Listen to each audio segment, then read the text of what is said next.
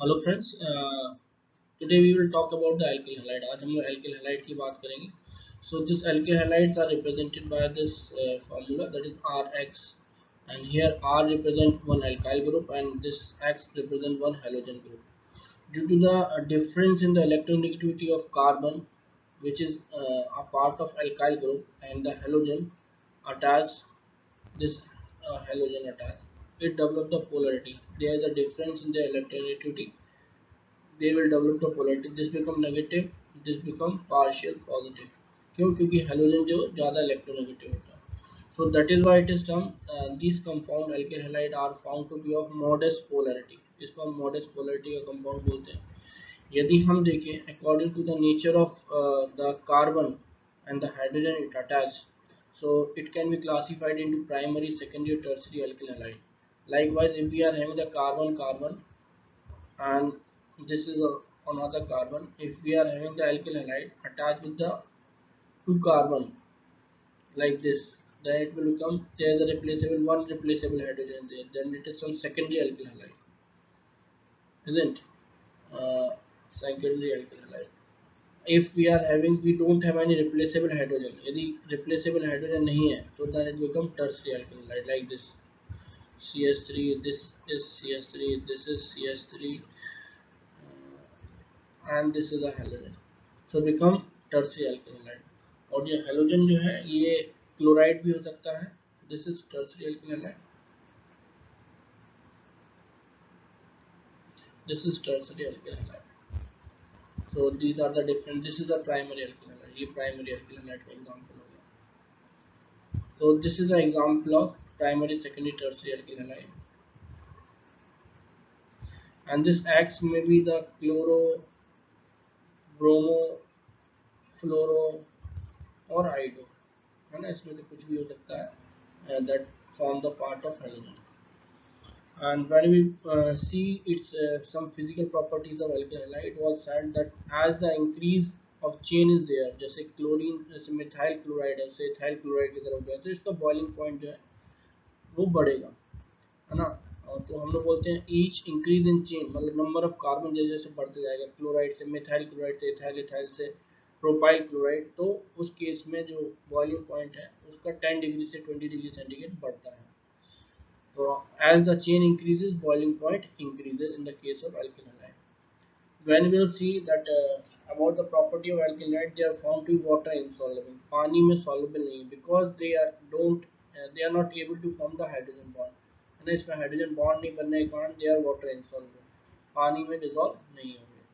When we see the boiling point of or melting point of the compound having the fluoride and the chloride, they are found to possess lower boiling point in the than that of bromide और iodide. Bromide और iodide के जो compound होंगे उनका boiling point जो है वो ज़्यादा होगा. यदि हम सिंपल एल्केन से कंपेयर करें एल्किल हैलाइड को, तो alkyl halide are having higher melting point or the boiling point, because they are having attached with the alkyl group same, one of the hydrogen of alkane is replaced by halogen here, so automatically they are going to have higher boiling point. Now afterward we have to discuss its method of preparation. So this alkyl halide can be prepared by halogenation of alkenes. Halogenation of alkenes means if we take the alkene here, Rx we will take, and we will take the halogen. This is nothing but the same reaction that we have studied in the alkene.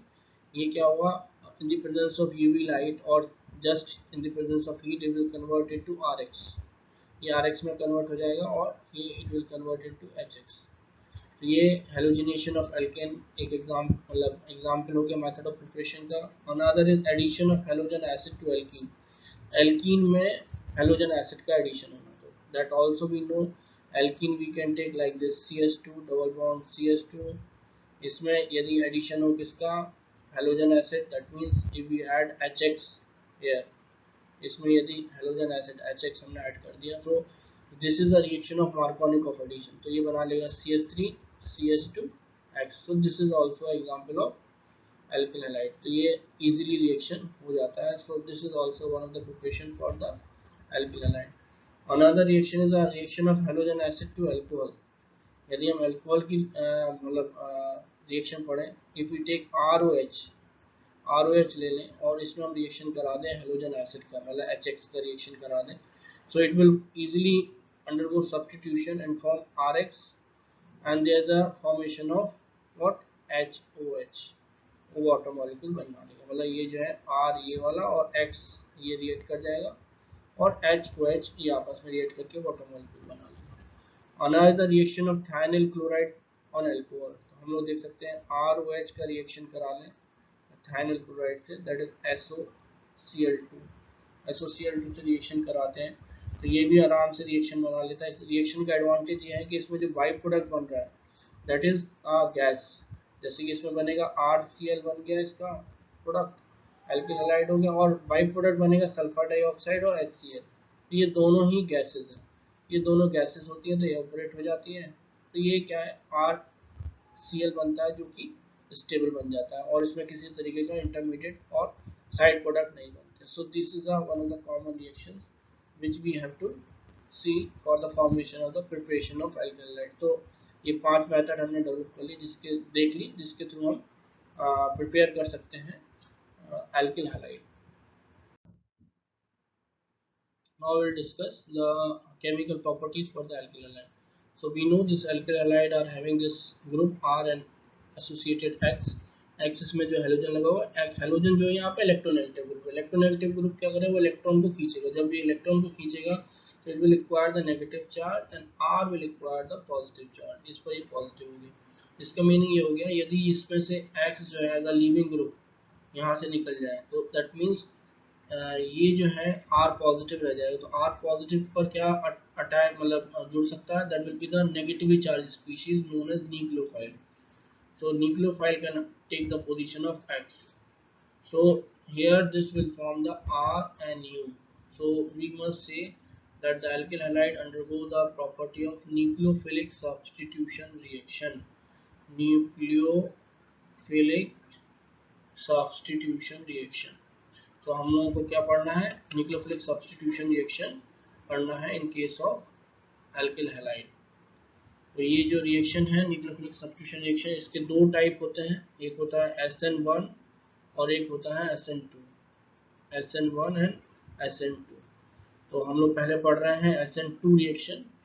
SN2 reaction में जो इसकी kinetics है वो कह रही है कि this reaction is also known as 2 stand for bimolecular, N stand for nucleophile, S stand for substitution. So 2 represent कर रहा है bimolecular, so we are writing bimolecular nucleophilic substitution, हम इसको bimolecular nucleophilic substitution भी लिख सकते हैं, nucleophilic substitution। अब इसको हम लोग बताएंगे क्यों हम लोग इसको bimolecular लिख रहे हैं, उसको मैं आगे बताता हूँ। इस रिएक्शन को हम लोग पहले इसका मैकेनिज्म देख लेते हैं, इसमें हो क्या रहा है। Here we are having the alkyl halide, ये हमारे पास एल्किल हैलाइड है। Suppose we are having this alkyl halide with us, ये X लगा दिया, ये H हो गया, ये H हो गया, ये H हो गया, ठीक है। और इसमें क्या हो रहा है, जो फर्स्ट स्टेप है इसमें जो हेलोजन है वो और एक न्यूक्लियोफाइल है, यहाँ पर न्यूक्लियोफाइल हम बना देते हैं, Z बना देते हैं और इस पर नेगेटिव चार्ज लगा देते हैं, ठीक है। अब ये इस पर आकर जुड़ रहा है और ये जो है यहाँ से निकल रहा है, ये हेलोजन जो है निकल रहा है और ये जो है इसकी तरफ बढ़ रहा है, ठीक है। तो ये इस तरीके से अटैच होगा, ये अटैचमेंट जो होगा वो इस तरीके से होगा। ये कार्बन जो है ये हाइड्रोजन लगा दिया मैंने, ये हेलोजन जो निकल रहा है उसको मैं डॉटेड कर दिया हेलोजन, और ये Z जो इससे जुड़ रहा है वो भी डॉटेड कर दिया मैंने Z, and this is a hydrogen attach, ये हाइड्रोजन अटैच हो गया, ये भी हाइड्रोजन अटैच हो गया है ना, ये हाइड्रोजन अटैच। तो ये जो एक स्टेज बन गई, this is known as intermediate stage. इसमें जो कार्बन की वैलेंसी 5 हो रही है तो मैंने इसका पॉजिटिव चार्ज लगा दिया है, इसको बोलते हैं एक ट्रांजिएंट स्टेट बना लेता है। This is the state which exist for a small period time, तो इसको हम लोग बोलते हैं this stage is known as transient state बना लेता है। उसके बाद क्या होता है, इसमें जो हेलोजन है वो अपने इलेक्ट्रॉन लेके निकल जाता है और जो न्यूक्लियोफाइल है वो इससे अटैच हो जाता है, तो फाइनल जो कंपाउंड है वो इस तरीके से बन जाता है।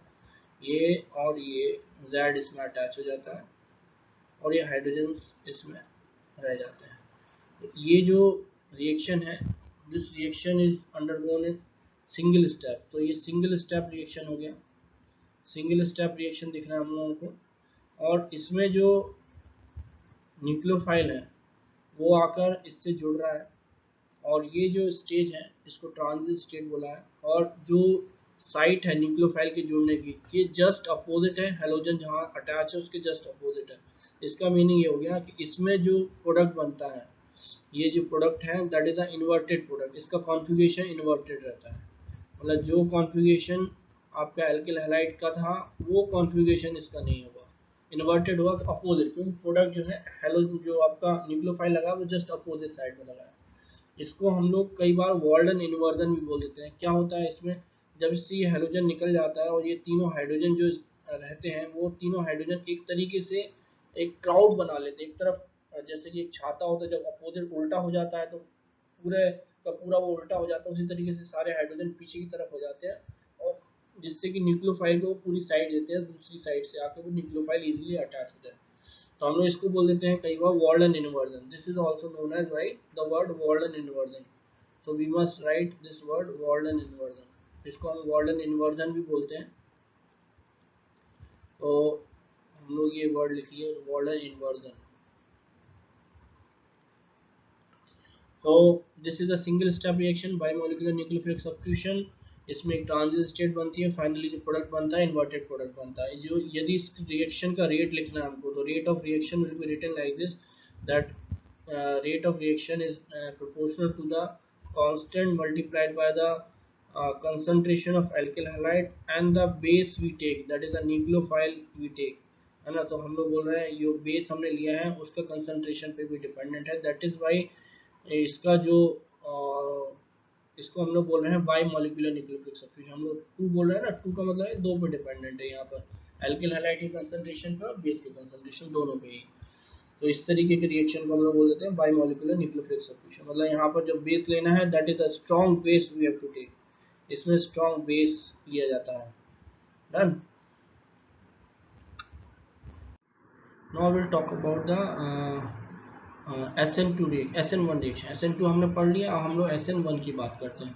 यदि हम SN1 रिएक्शन को देखें, सो this is represented by SN1।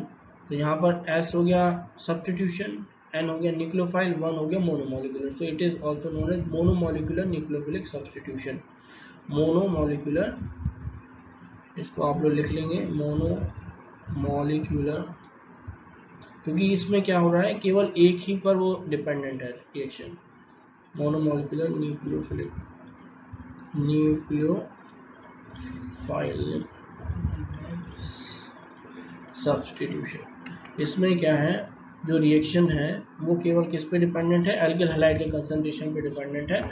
इसमें जो रेट ऑफ रिएक्शन जो है वो डिपेंडेंट किस पे है, केवल और केवल एल्किल हैलाइड के कंसंट्रेशन पर, है ना, इस पर ही डिपेंडेंट है। Not it is independent of the base P use, वो बेस पे डिपेंडेंट नहीं है। So that is why it is the monomolecular nucleophilic substitution. ऐसा क्यों है? Let us see the reaction. Let us see the mechanism. This reaction undergoes in two step. ये reaction दो step में होती है। Generally इसमें जो alkyl halide है वो tertiary alkyl halide के साथ ये reaction होती है। तो हम लोग एक tertiary alkyl halide ही ले लेते हैं, जिसमें हम लोग RR ले लेते हैं और one hydrogen we take and one halogen we take. Done. Now what happens in this? This is a not tertiary alkylate, it's a secondary alkylate we have taken. इसमें क्या होता है, यदि हम देखा जाए तो इसमें जो हेलोजन है, जो हेलोजन इसमें से क्या करता है SN1 के केस में, ये बना लेता है कार्बोकैटायन, एल्किल हैलाइड बना लेता है कार्बोकैटायन, जिसमें कि जो कार्बन है, कार्बन के साथ जो R और एक हाइड्रोजन लगा हुआ है वो इस तरीके से रह जाते हैं इसमें।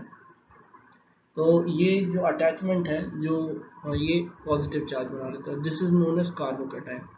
इसकी ये प्रॉपर्टी है कि it will form the carbocation. और जो कार्बोकैटायन है इसका जो नेचर है या इसका जो शेप है, it is a trigonal shape. ये इस तरीके से होता है जैसे कि एक ट्राइंगल का शेप होता है, वैसे इस तरीके से। तो we will find this is a triangle, that means the angle between the these are found to be 120। ये 120 डिग्री के एंगल पे जुड़ जाते हैं। इस केस में क्या होता है, जो आर है एक आर, दो आर और ये हाइड्रोजन है, ये इन सब का डिस्टेंस जो है बराबर हो गया। डिस्टेंस बराबर हो गया, इसका मीनिंग जो है अब जब ये सेकेंड स्टेप में जो न्यूक्लियोफाइल आएगा, न्यूक्लियोफाइल जब अटैच होने की कोशिश करेगा, इनकी पोजीशन जो होगी कार्बोकैटायन की वो इस तरीके से होगी। तो इसका मीनिंग ये हो गया, जो कार्बोकैटायन है वो न्यूक्लियोफाइल को कहीं से भी आने दे सकता है, उसके फ्रंट से भी आने दे सकता है, और मतलब ये साइड भी है उसके लिए, या ये साइड, दोनों ही साइड अवेलेबल है कि न्यूक्लियोफाइल जो है वो कहीं से भी आ जाए।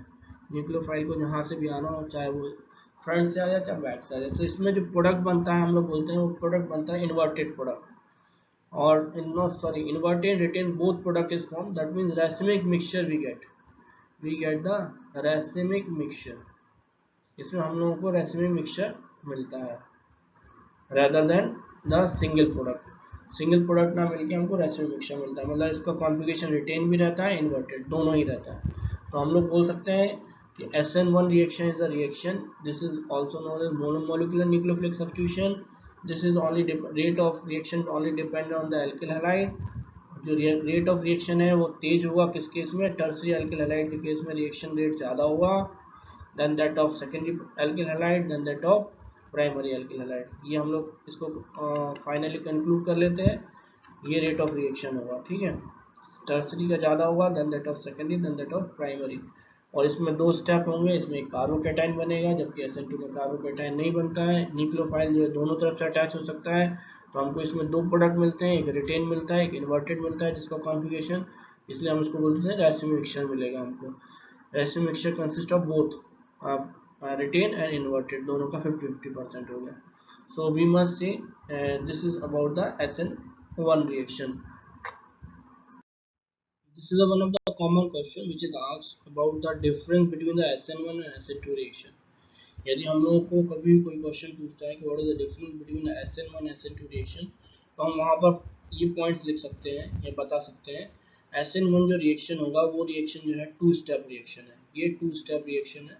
एक तो पैरेलल में SN2 उसके पैरेलल में हो गया, इसका वन स्टेप रिएक्शन है ना, ये वन स्टेप हो गया। SN1 की केस में रेट ऑफ रिएक्शन जो है मोनोमोलिकुलर है, that means concentration of alkyl halide पे डिपेंडेंट है। SN2 में एल्किल हैलाइड प्लस बेस दोनों ही न्यूक्लियोफाइल दोनों पे ही डिपेंडेंट है ना। while in the case of SN1 reaction it is termed unimolecular, SN2 bimolecular। यदि हम रेट ऑफ रिएक्शन की बात करें तो टर्सरी एल्किल हैलाइड SN1 के केस में रिएक्ट करता है पहले, than that of secondary alkyl halide, than primary alkyl halide. SN2 के केस में रिवर्स ऑर्डर हो जाएगा, primary alkyl halide than secondary alkyl halide than tertiary alkyl halide. SN1 के केस में हमारे पास वीक बेसिस जो है वो रिएक्शन में पार्टिसिपेट करते हैं, SN2 में हमको चाहिए स्ट्रॉन्ग बेस, अदरवाइज ये हमारा रिएक्शन नहीं हो पाएगा। SN1 के केस में जो है we require the polar solvent, polar solvent की जरूरत होती है, जबकि in the case of SN2 non polar solvents are used.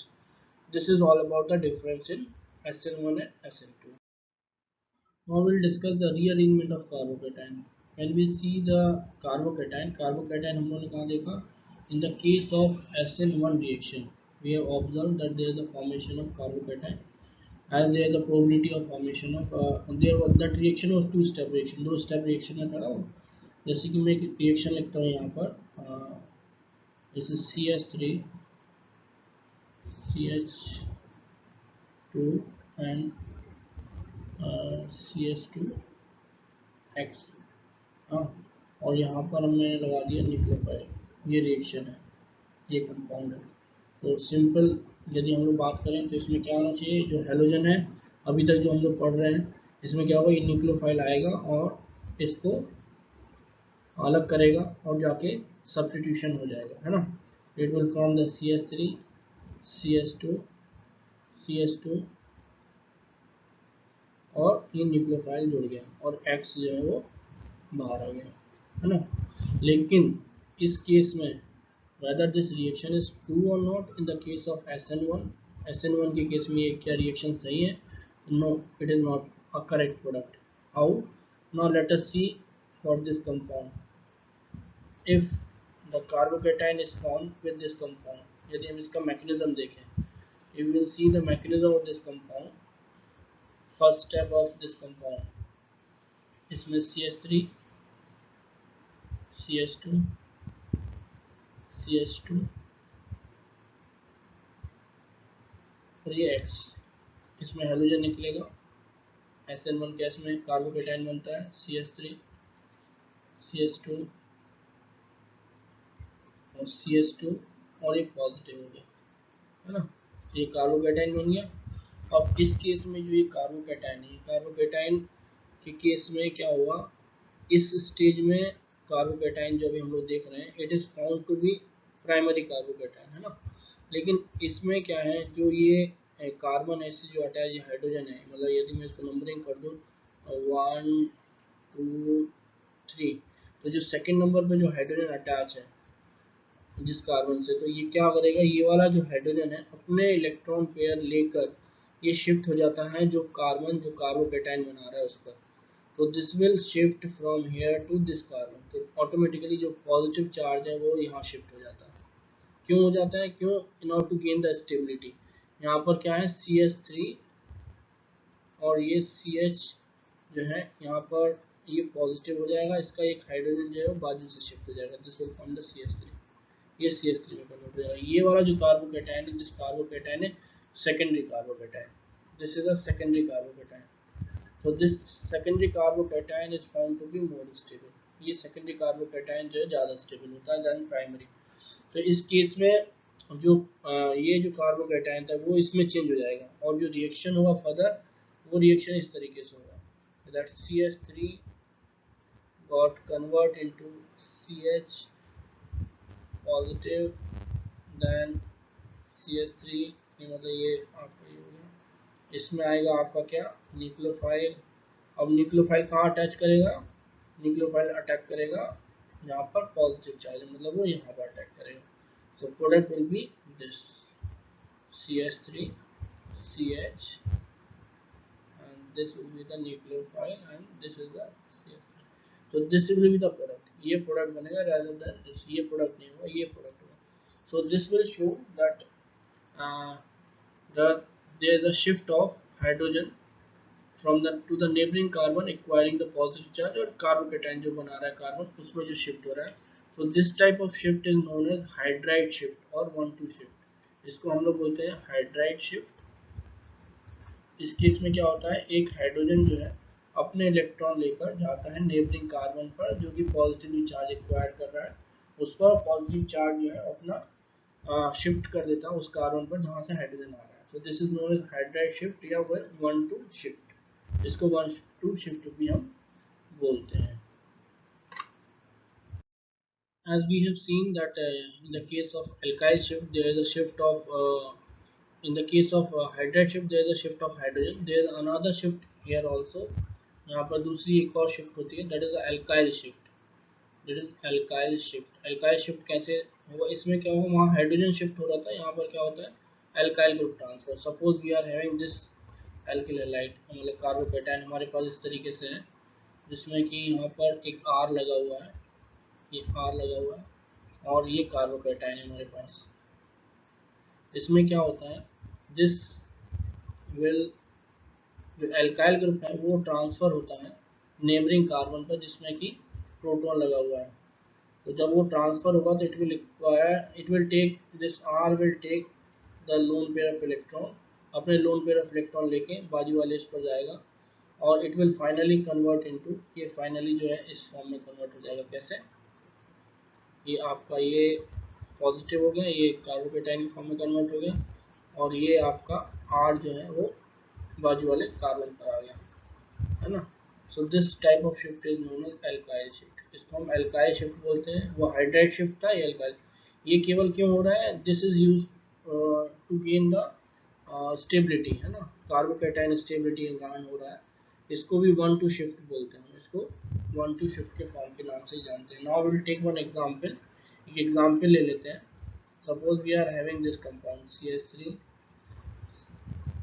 CCH3 CCH3, this is also known as neopentyl bromide, neopentyl bromide बोला CH2Br, ठीक है।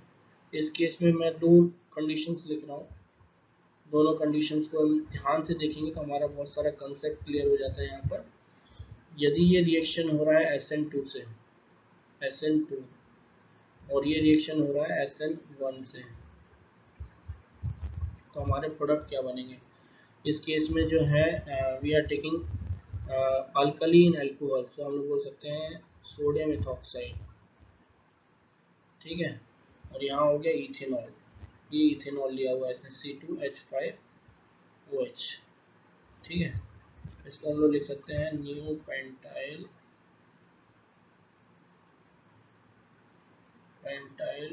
ब्रोमाइड, ठीक है।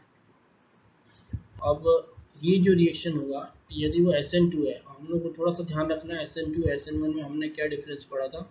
SN2 जो रिएक्शन था वो सिंगल स्टेप रिएक्शन था, इसमें लेकिन जो बेस होता है वो स्ट्रांग होता है। तो यहाँ पे NOH हमको दिख रहा है, इसमें क्या होता है सिंगल स्टेप रिएक्शन होगा और इसका जो कॉन्फ़िगरेशन जो सब्स्टिट्यूशन होगा वो सेम वही साइट होगी जहाँ पर हेलोजन लगा हुआ है।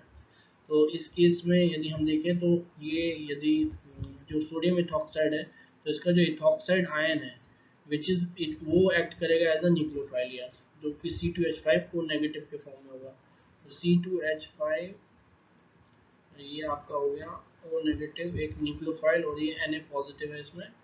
तो ये जो रिएक्ट करेगा, ये रिएक्ट करेगा इथॉक्साइड आयन, जो कि हेलोजन को रिप्लेस कर देगा। अब SN1 के केस में होना है कार्बोकेटाइन, कार्बोकेटाइन बनेगा तो ब्रोमाइड पहले जाएगा और यहाँ पॉजिटिव चार्ज आएगा, पॉजिटिव चार्ज आने के बाद ये CH3 यहाँ से यहाँ शिफ्ट करेगा, और जो इसका जो इथॉक्साइड आयन है वो कहाँ अटैच करेगा, ये वाले कार्बन पर अटैच करेगा। तो हम देख लेते हैं दोनों में प्रोडक्ट क्या बनेगा। ये CH3 CH3 और ये होगा क्या आपका ईथर कंपाउंड बन जाएगा CH3 CH2, और ये बन गया आपका इथाइल ग्रुप बन गया, ठीक है। इसके केस में this is SN2 reaction. SN1 के केस में क्या होगा, ये जो है आपका CH3 ये जुड़ गया, और इसमें लेकिन वहाँ सब्स्टिट्यूशन नहीं होगा। क्यों नहीं होगा, क्योंकि यहाँ पर कार्बोकेटाइन जो है टर्सरी कार्बोकेटाइन बनेगा और ये स्टेबल होगा, इसलिए यहाँ पर इथॉक्साइड आयन जुड़ेगा इस कार्बन पर C2H5 पर, और यहाँ पर ये CH2, और ये जो CH3 बाजू वाला था वो यहाँ शिफ्ट कर जाएगा। So this is a product in the case of SN1 case. SN2 case में ये प्रोडक्ट बनेगा। तो from this we have got the idea कि SN1 और SN2 के केस में रीअरेंजमेंट कैसे हो रहा है कार्बोकेटाइन का। Thank you all of